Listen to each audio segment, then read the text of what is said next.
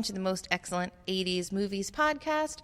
It's the podcast that's on a mission from God to watch through the 80s movies we think we love to hate, have to revisit, or have possibly never seen before. And we're looking at them with 2019 eyes to see what we think about them now. We are watching today Blues Brothers, a movie from 1980. And I warn you now, the trailer is 4.5 minutes long. Can we play it at double speed? I don't know. Can I? Do I know how? Do you know how? Probably not. Okay. You better get bright, pal. We got a show to do. Then we got to figure out some way to collect that gate money.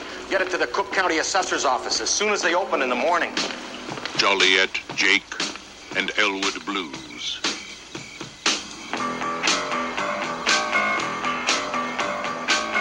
Two men with a mission, and only 11 days.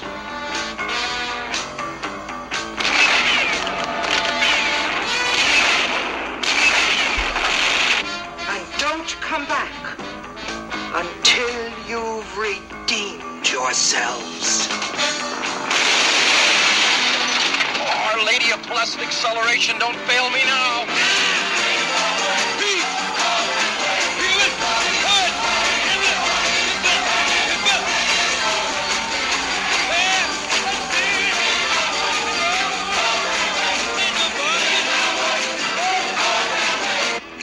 For me and the Lord, you gotta understand it. We're on a mission from God.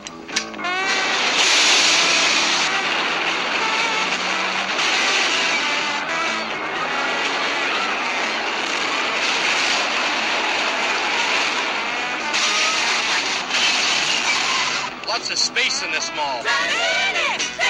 Mind will let yourself be free. People walking around every day playing games and taking scores.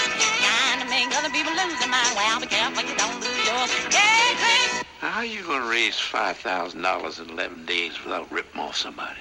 Dance to the jailhouse rock. Dance to the jailhouse rock. Dance to the jailhouse rock. Dance to the jailhouse rock. I remain celibate for you.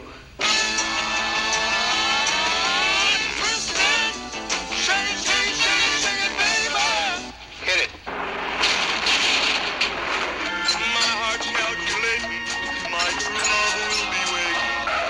If my estimations are correct, we should be very close to the Honorable Richard J. Daley Plaza. That's where they got that Picasso. Yep.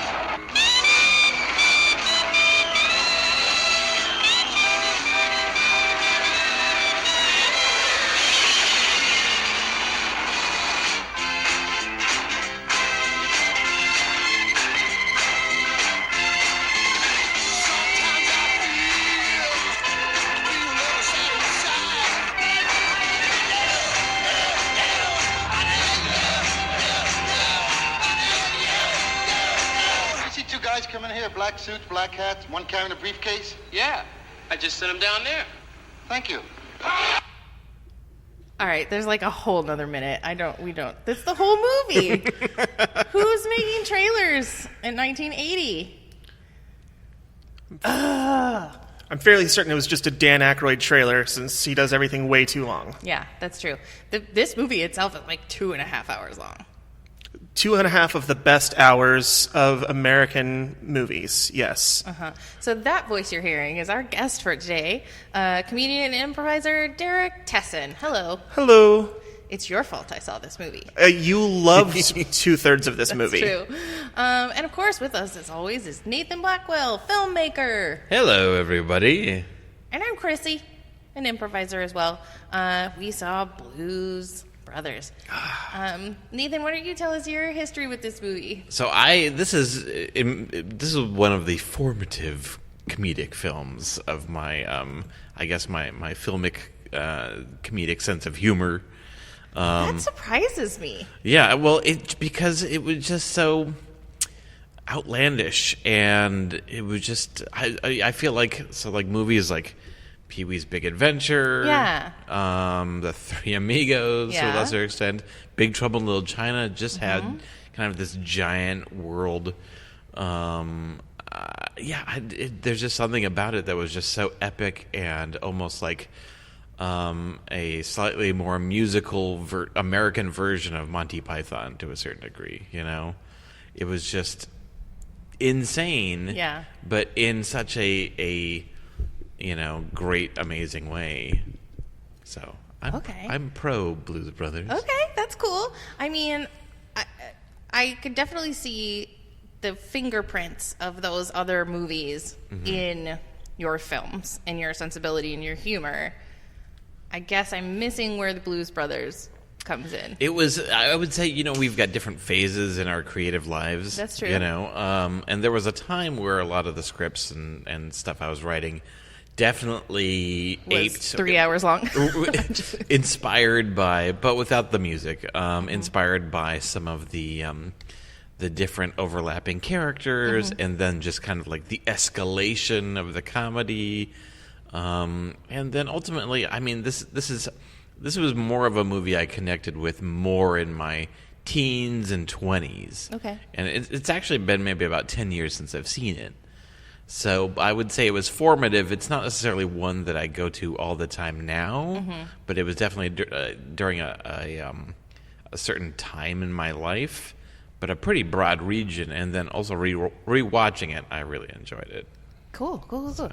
I hear what you're saying about like the weaving of the characters that just pop up every now and again, and how things like slowly heighten and build throughout the movie. So. Okay, I'll give it to you. And Derek, when did you see this? This is your favorite movie. This is my favorite movie. I have been, I think, 5 years old when I first saw the Blues Brothers, and I had never seen the uncensored version of Blues Brothers up until I was like 20 years old, maybe 19 years old. Okay. Because I watched it, my dad ignored the FBI warnings saying not to record it, so off the USA Network, we had a VHS that my dad had recorded this movie, so I was very surprised. I was on a date with a Mormon girl. We were at the Blockbuster, and I'm like, let's watch Blues Brothers. It's the greatest movie ever. I love it. And I'm like, it's rated R. What? How can this be? There's nothing wrong with the Blues Brothers. And then I always wondered why the Penguin, the nun, was beating the Blues Brothers throughout when they were having that meeting. And I didn't realize it's because they were cussing up a storm while they were in that meeting with the. I'm like, why is she beating these two people? They're just sitting there and saying nothing wrong right now. So, but it's been a huge influence on music for me. I grew up listening to blues music. It's something that like it's like one of the bonding things that me and my dad had as well. So, it's just been a huge part of my life and just my manic energy whenever I perform. It was very much based off of John Belushi, Chris Farley. I didn't realize how much cocaine was involved. I've been trying to do that sober, and it's exhausting. So, yeah, we were reading trivia after the movie, and one of the items was that cocaine was like part of the budget. It was like, literally part of the budget. We're going to need cocaine. And then even then, John Landis had to be like, would you cool it, John Belushi? Like, I'm giving you enough cocaine. Okay, so I will tell the story of Derek forcing me to watch this movie because I had never seen it before, and like just what I had seen of it there was nothing that appealed to me, right? Two sort of middle-aged guys in sunglasses. Oh yeah, on the surface, dancing. Like the original source material, there's, so there was a Saturday night, not even a sketch, it was more like a musical number. Yeah, and so there was, in terms of like the original source material, there was so little that existed there, and they just poured in everything that they wanted to do. Yeah. Right, and so I was just kind of like, why would I watch this or choose this to be something that we watch? And when we started the podcast, Derek was like, I want to do Blues Brothers, have me on as a guest, and we'll do Blues Brothers. And I kept being like, totally will. I don't want to watch that, so someday. But we actually went to an Alamo Drafthouse beer brunch. Yes. Is that what it was called? Beer dinner. It was a loose time frame. It was a loose time frame beer food event. Yes. But so you watched the movie, and then it was paired with like a 3-course meal and 4 beers? Yep, a welcome beer and a beer with every course. It was wonderful. It wasn't a full beer with every course. It was a full beer and then half beer every course. And then half beer. But that was really nice. And so I was like, yeah, let's go watch the Blues Brothers. And I definitely did love 2/3 of it. Yeah. I can tell you exactly when you stopped loving this film.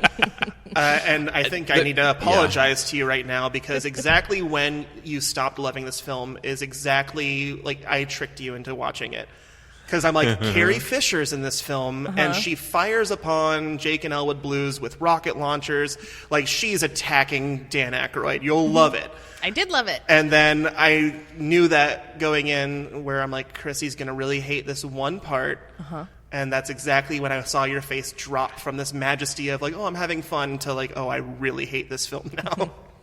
Yep, and it was the exact moment when he like re-seduces her and then drops her on the ground.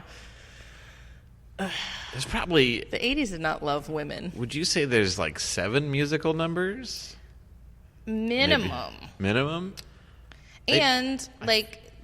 They're all really, like, that's why the movie is long, because there's a full James Brown song, an entire Aretha Franklin number. Like, you know, Ray Charles, we had a Cab Calloway song. There's so there's those 4, and then there was just Rawhide. The theme from Rawhide 1.5 times, which is great. Stand By Your Man, oh, that's wonderful.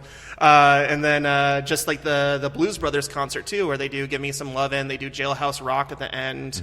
I love this film, guys. I know. Okay, so here's basically what happens in the movie. John Belushi gets out of jail. Yes. Jake Blues gets out of jail. Why was he in jail?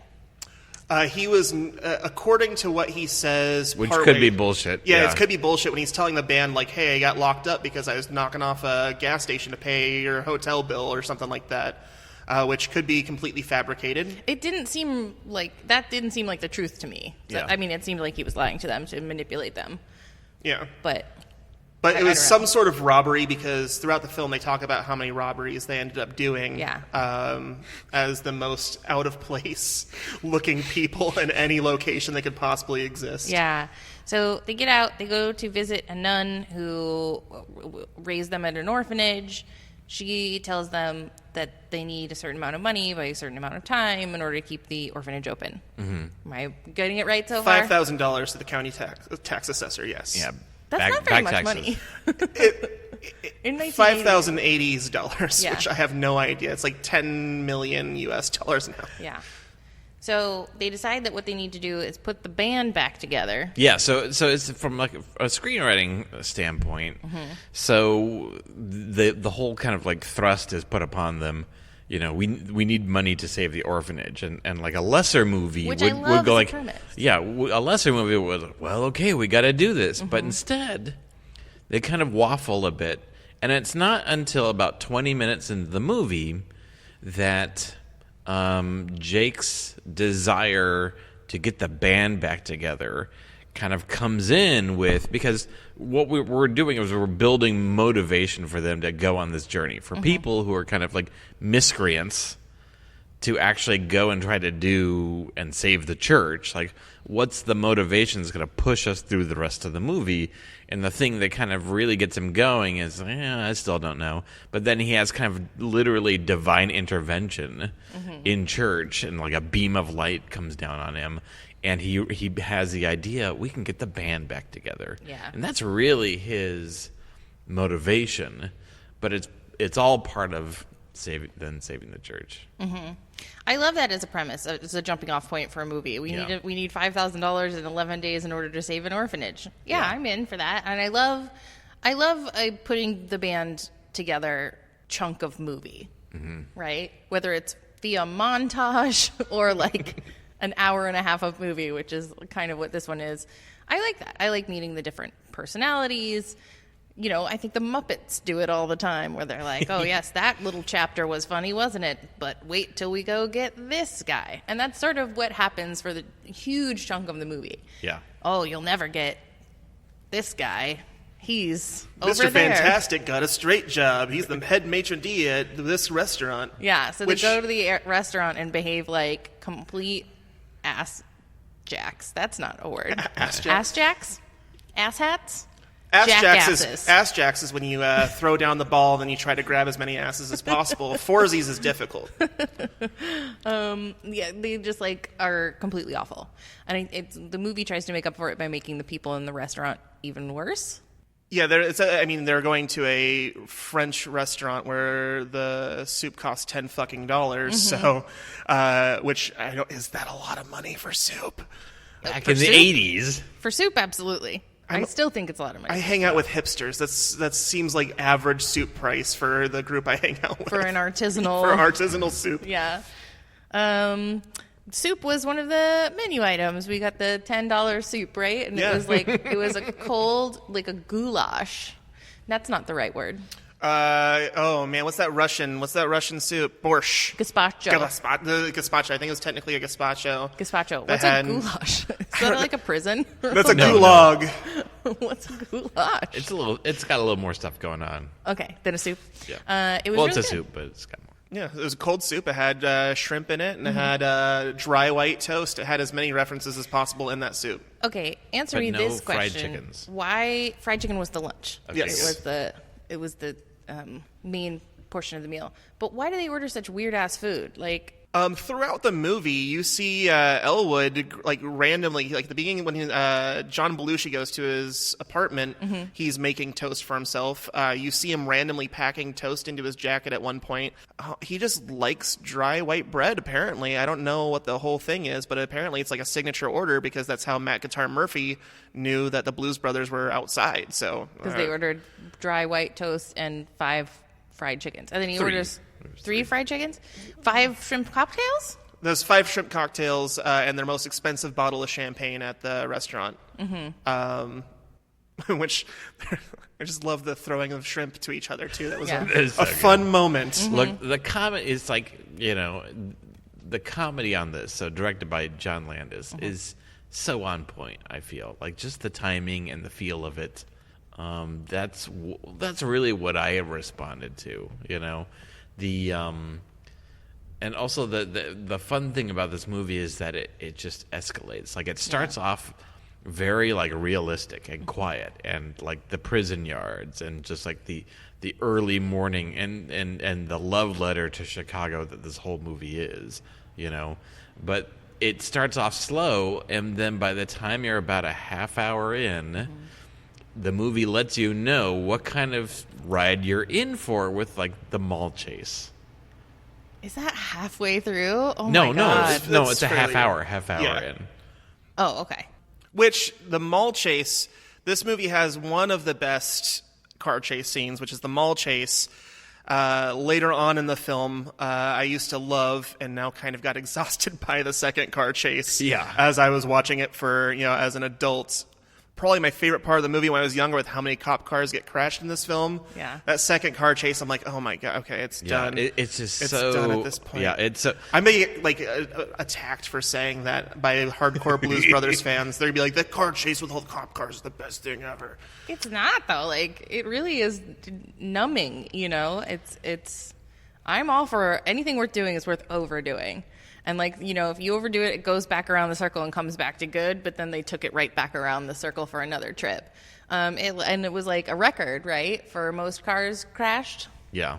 For a long time. Mm-hmm. Like over 100. Yeah, but I agree with you. I was, looking at my watch during the million car crash. But I did like the car chase through the mall. Yeah. And at this point in the movie, we've had, fun, weird comedic bits and things like that, but... They basically decide to evade the cops who they're getting pulled over from, and they just decide to take a turn right into the mall. And so the car chase is literally driving through the mall. Through the middle of a mall. Yeah. And I love, one bit that I did think was funny when they're like, a lot of space in this mall. Yeah, it's a really nice mall. As they're plowing through it, and people are leaping out of the way. Oh, there's a Pier 1 Imports over here. Yeah. That was funny. But... I had a hard time picking out other truly funny moments of the movie. I thought all of the Carrie Fisher bits were very funny, but it's the way the humor is played it's really downplayed. There's not a lot of it's underplayed, outright bits, in a very almost more 70s than 80s. It was only a year ago. from this movie. Well, that's what I mean. But I would like, if you ask me like when is this movie from, I would probably say 70s before I said 80s. Mm-hmm. They shot it in the 70s. Yeah, so maybe that's why. Yeah, like I mean, the rest of the movie just sort of washed over me. Like they play in a country bar, Bob's Country Bunker. Yeah. Where they have both kinds of music, country and Western. Yes. That's so good. And so with it, I did like this bit too, where like everywhere they go, they piss off some group of people who then are going to chase them throughout the rest of the movie. So they piss off the country and Western band that has like 16 people in it. They piss off the Nazis. Yeah, the Illinois Nazis. Illinois Nazis. And just like as they travel along, all these groups of people are like hating them and chasing them down. And I do like I like putting the band together. I like the friends we make along the way. This really is kind of a live action Muppet movie. It is. It's a 1980 cocaine Muppet movie. What if the Muppets were people and they were full of white drugs, like, right? White powdered drugs. So I guess I liked it more than I thought I did. And then they have a big concert and they do save the day. And then they have a giant car chase where like everyone is chasing them. And there's just a whole lot of exploding. And you actually went to, when you left, there's a part is right after the concert where everything goes really fast for the rest of the movie. So like the stuff's pretty decently paced out throughout. Like each scene has enough good time for it, especially like the big musical numbers with all the big names. But then after they do their concert, Krissy had just excused herself because we were... I mean, I had 4 beers. 4 beers in a 2-hour time hour frame. She left and then she came back and they had just, like, it was just that Carrie Fisher scene. So I'm like, so you missed what happened before this. So they have the money in order to go pay the tax bill. Do you know how they did that? She's like, no. I'm like... Well, she's like, I imagine it's from the door money. I'm like, nope, they got a record deal. And she's like, what? Wait, what? I'm like, yeah, they got a record deal. Someone just saw them as they went out the back midway through their concert. Like, hey, I want to record you guys. Oh, well, we need money. Okay, here's $10,000. Give $5,000 to the orphanage. Give the rest of the band. Do $1,200 to raise music exchange. Is there a way out of here? Yeah, I used to be a bouncer at this venue, and there's a service tunnel that goes behind your drummer's riser stand. Okay, and then it's just that pace for the remainder of the film. Yeah, at that point, it's driving at 100 miles per hour. Yes. Literally. So if the movie ended on the concert, it would be like the greatest movie of all time. It would be like the end of UHF, like we saved the orphans, right? So other than that, it ends, 25 minutes later, so it's just the greatest movie to Derrick of all time. Right. So. So upon rewatching it, did you find that it lived up to your hopes and dreams and expectations and enjoyment? I still love this film because I love the music in it. I mean, even just because my whole philosophy is if you don't sound good, at least be entertaining.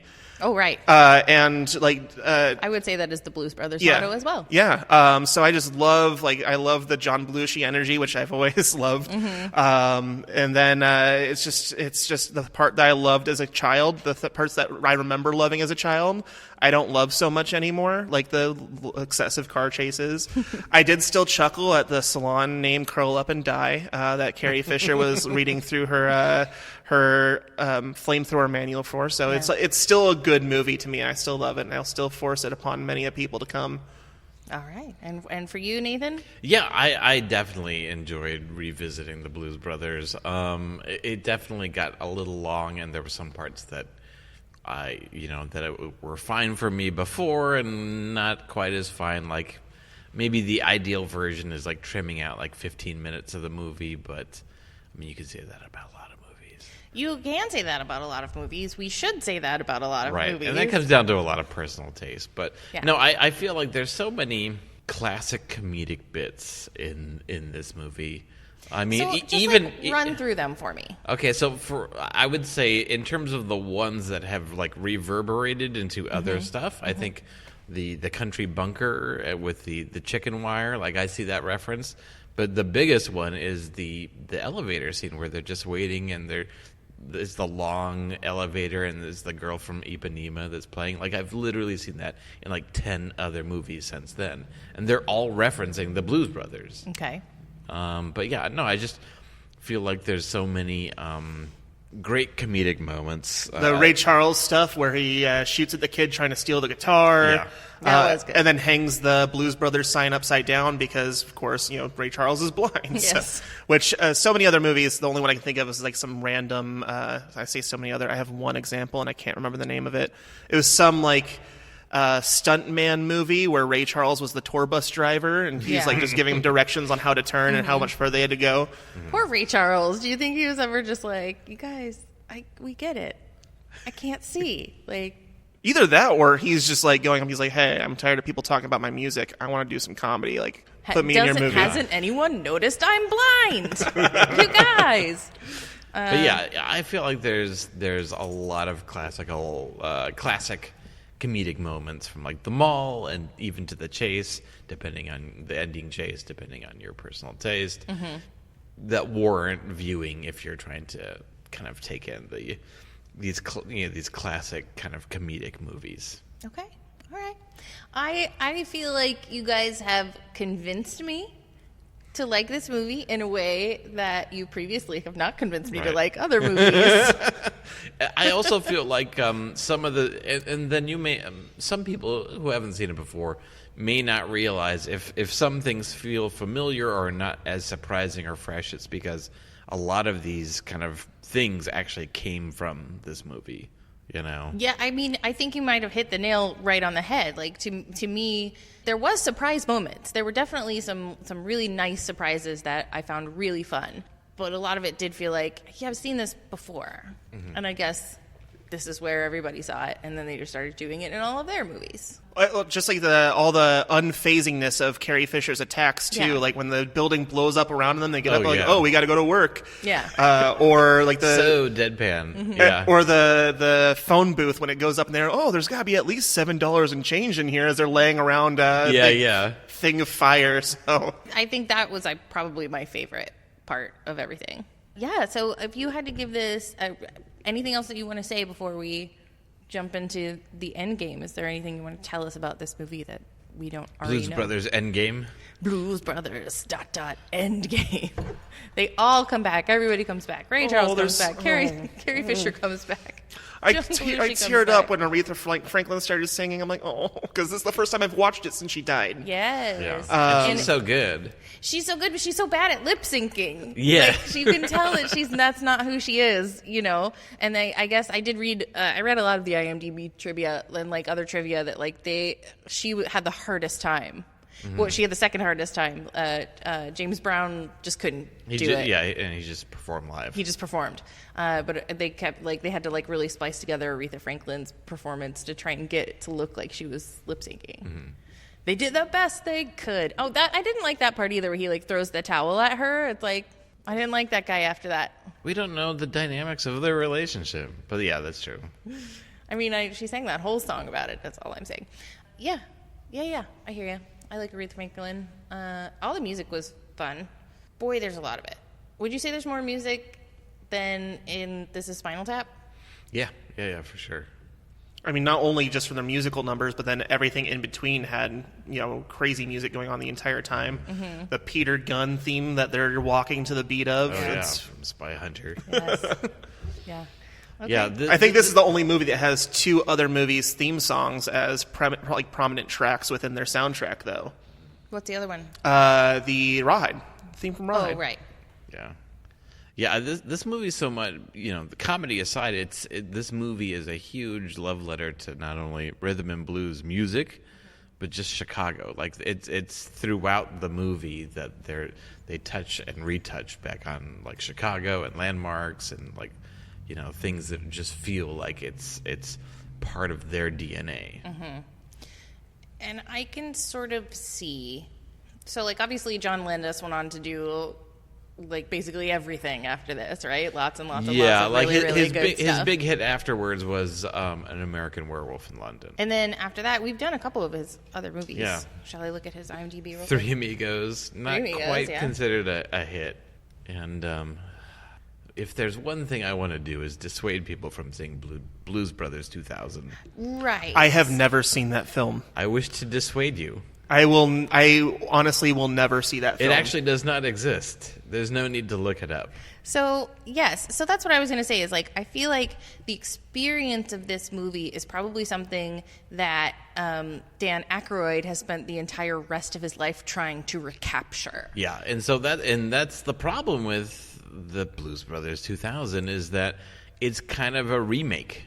You know? Yeah, and like, there's nobody around anymore to tell. It's a sequel, but Dan they Aykroyd, kind of do the same stuff. No, it's like, hey, you're not making good choices. Let somebody else be in charge of this. That happens. That happens a lot when somebody makes something really good, and then they're like, well, clearly this person knows what they're doing. Let's just let them have free reign, and then they sort of ruin things without that, like, hand to hold them back. Yeah. It was. I think the original script or whatever for Blues Brothers was something like a 5-hour version of the movie. Mm-hmm. It was hundreds of pages. Right, yeah. And then John Landis, who I feel like really has, the feel of this movie is the same feel as his kind of like later movies, or even and so really kind of choosing those moments and then telling it in a very specific comedic voice. Mm-hmm. I feel like that's the part I'm most responding to. Right.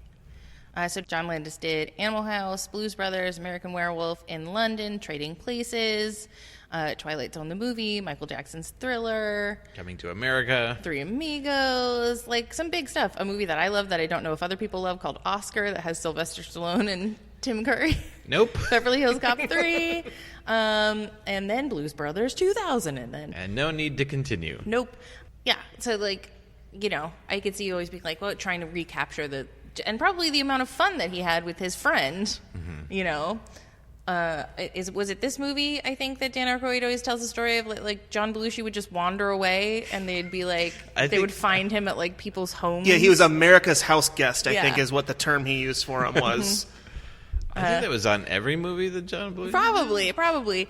And, but I did, the one thing that I read in the trivia that I thought was interesting was that, Carrie Fisher and Dan Aykroyd got engaged during this movie. Crazy. He saved her from choking.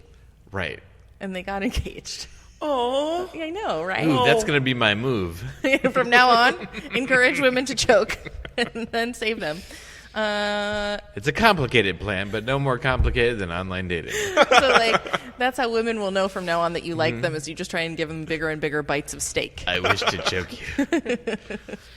you.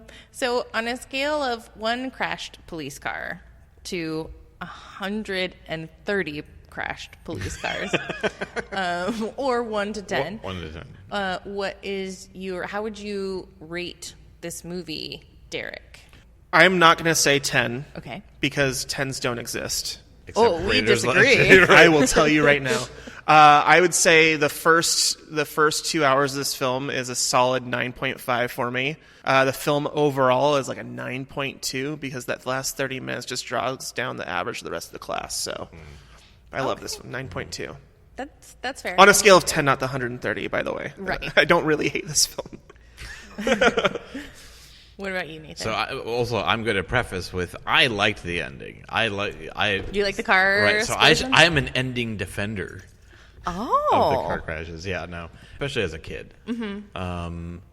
So I'm going to give the movie 8.5. 8.5. Yeah. It's certainly biased by my past with the movie. Mm-hmm. But yes. End of sentence. Okay. I think I'll give it.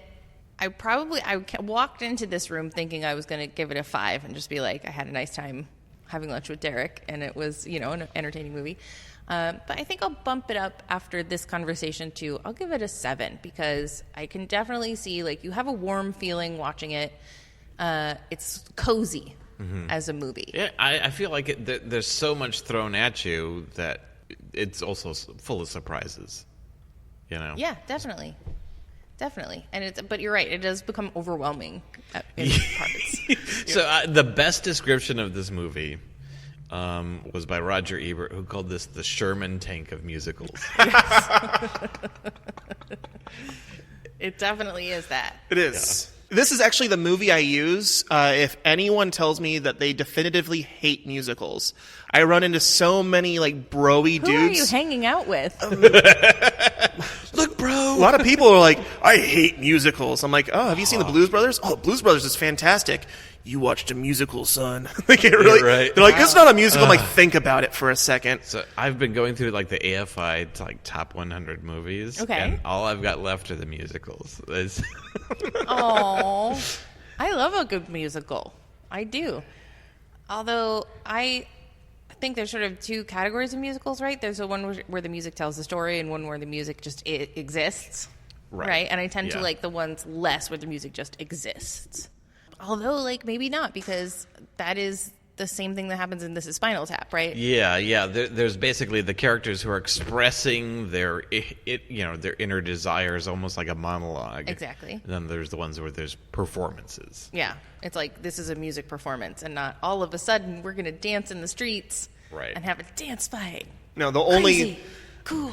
The only song that was in this that the music was there to tell the story was going to be Aretha Franklin's. All the rest of them were just set pieces. A song happening, yeah. Yeah, so I'll give it a 7. I probably won't try to watch it again, but if someone invites me to another beer brunch and this is the movie that's playing, I will attend. I'll tell you what. I will get you the VHS copy ripped from the USA Network. Okay. That is cut for time and scaled down to fit your TV format, which may cut out a lot of the stuff that you didn't like and bring the time frame down to a solid hour 50. And you might just enjoy it even more. I'm willing to bet that I would like that version. And like, if there's like a 5-hour version of this movie that exists somewhere, like, I'm sure people like that too. But give me the soundtrack to that one, please. The full Dan Aykroyd. Yes, the Dan Aykroyd cut, where it's like, oh, but we got to use this entire take because look how cute John Belushi is. It's like, okay, yeah, he is adorable. What would be your deep cut recommendation? All right. If you love musicals and you love seeing a whole bunch of people on drugs, then may I suggest 1974's Jesus Christ Superstar. Not only is it a musical, but it's also a story about a mission from God. Okay, yeah, that is a deep cut, and it is a nice connected recommendation. Is there a movie version of it? There is. It stars, Ted Neely and Carl Anderson. Ted Neely, outside of Jesus Christ Superstar, was an extra in the film Django Unchained. Okay. Yeah. All right. I met him Nice. at a showing of Jesus Christ Superstar. Oh, wow. Nathan? So my deep cut recommendation is similar in terms of like, and I may have recommended it before. I don't know. I don't keep track of these things. I think I'm going to recommend something that I probably recommended before. So in terms of like being comedic, but also like starting off in a place and then ramping up until the end just goes insane. And it's one of my favorite movies, Hot Fuzz. I love Hot Fuzz. Yeah. Simon Pegg, Edgar Wright, Nick Frost, Hot Fuzz. Their second movie after Shaun of the Dead. That's right. And you know, the first time I saw Hot Fuzz, I wasn't nuts about it. I was me kind too. of disappointed because it is really long, and like the escalations do take a really long time. But then it just flies off the handle. It goes bananas. Yeah. And the second time I watched it, I was like, what was I thinking? I love this. 100%. Like that's exactly how I felt in the same way with like Big Lebowski. It's like he doesn't do anything. I don't get it. and then like the second time, third time or whatever, it's like, this is amazing. I get it now. Yeah, that's spot on. Really good. You've both done very well. Thank you. Now time to judge you. I couldn't think of anything really good. What about the Muppet movies? I mean, I think, yeah, I'm gonna recommend the fucking Muppet movie. Like, they're getting a band together. They're going on a road trip. They get kind of like the Deus Ex, like, here's standard rich and famous contract, Yeah. Like, oh, hey, we solved our problem. I think that's probably what happens in the Blues Brothers. It's exactly what happens in the Blues Brothers. I think the Muppet movie, the original Muppet movie, may have come out before the Blues Brothers. It would have. It yes. was out in the 70s, right? Yes. the Jason Segel version, which they travel by map, so you have no idea how many cop cars get destroyed during that travel by map. But That's true. The Muppet movie is 1979, so the Blues Brothers is just a remake of the Muppet movie. Well, they're probably shooting the Blues Brothers when that came out, and then they go like, fuck!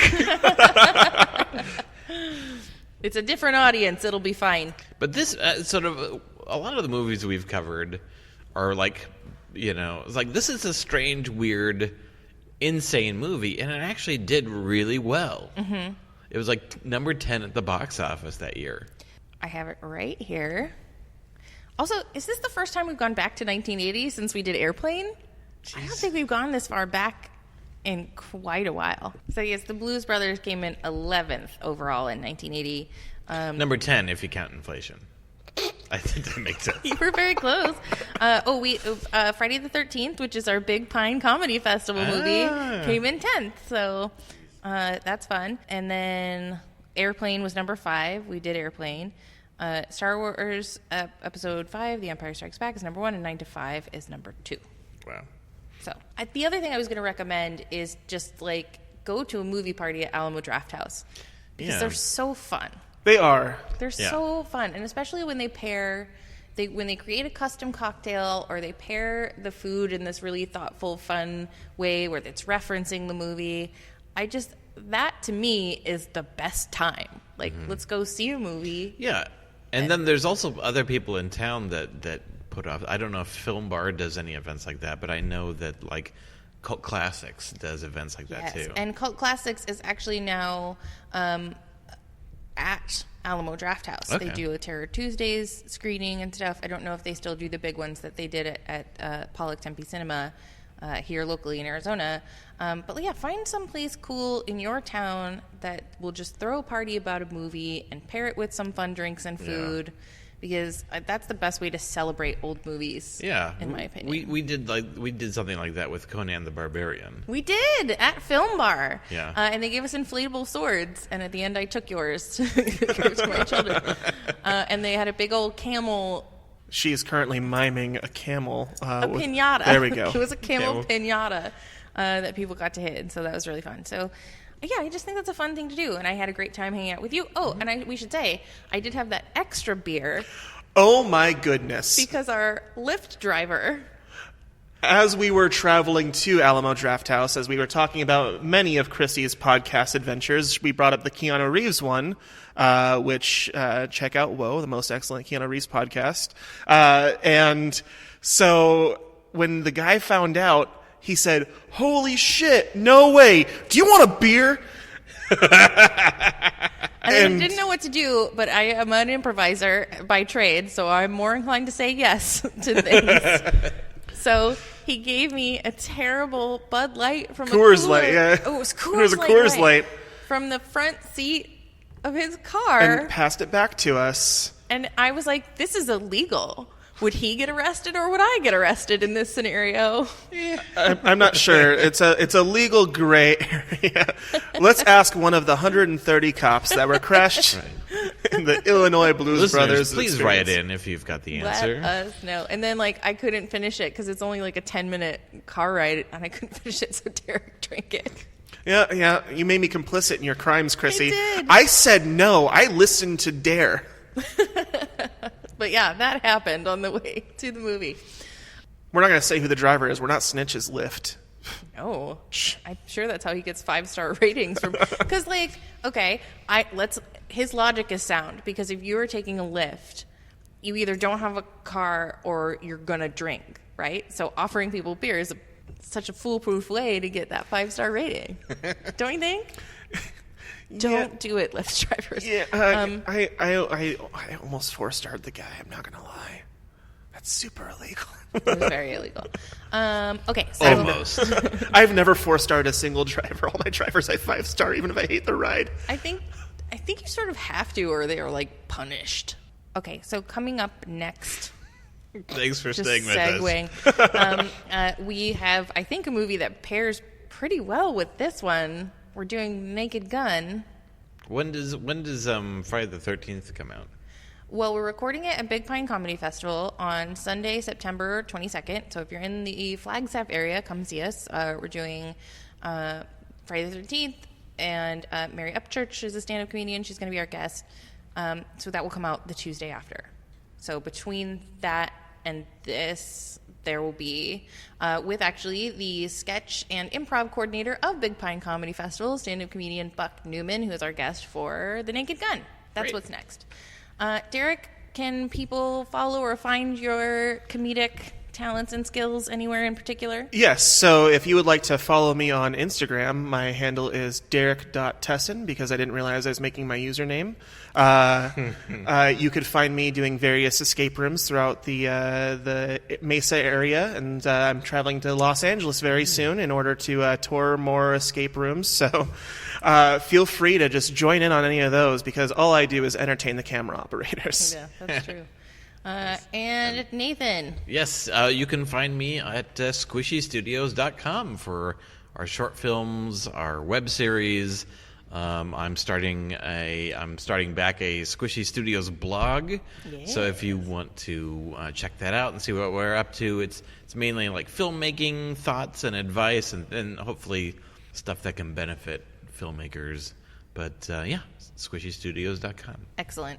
And of course, you can find me at nctphoenix.com or NCT Phoenix, the place, the comedy theater on Fridays and Saturday nights if you're in the greater Phoenix area. Thank you for listening. Please, for God's sake, like us, rate us, review us, give us those 5 stars. The 5 seconds it takes you is It takes more like 12 seconds. 12 seconds. Take those 12 seconds. Give us those 5 stars. Not unlike your Lyft driver. We need it. And thank you. I already said thank you for listening. Thank you again for listening. Oh, you're so kind. Yeah. And just remember the most excellent 80s movies podcast logo, which is to be excellent to each other. And Party on, dudes. Yay. Yay. And don't